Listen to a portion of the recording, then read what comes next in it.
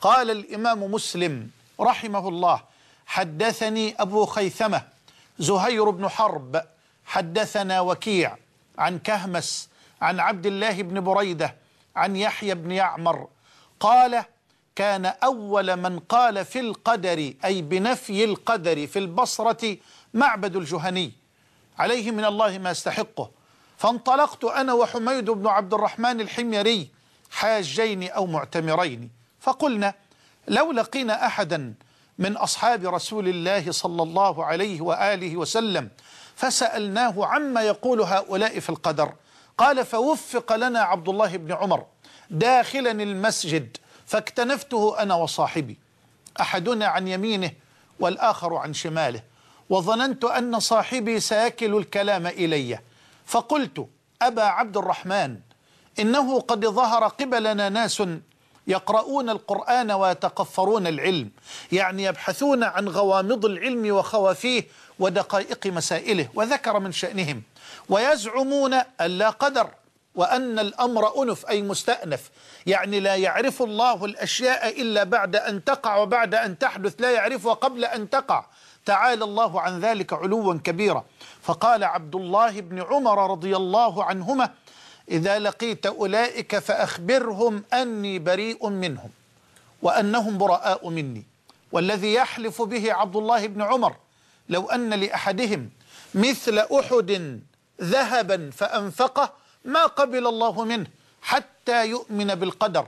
ثم قال: حدثني أبي رضي الله عنهما، حدثني أبي عمر بن الخطاب قال: بينما نحن جلوس عند رسول الله صلى الله عليه وسلم ذات يوم، إذ طلع علينا رجل شديد بياض الثياب شديد سواد الشعر، لا يرى عليه أثر السفر ولا يعرفه منا أحد، فجلس إلى النبي صلى الله عليه وسلم وأسند ركبتيه إلى ركبتيه ووضع كفيه على فخذيه وقال: يا محمد، أخبرني عن الإسلام.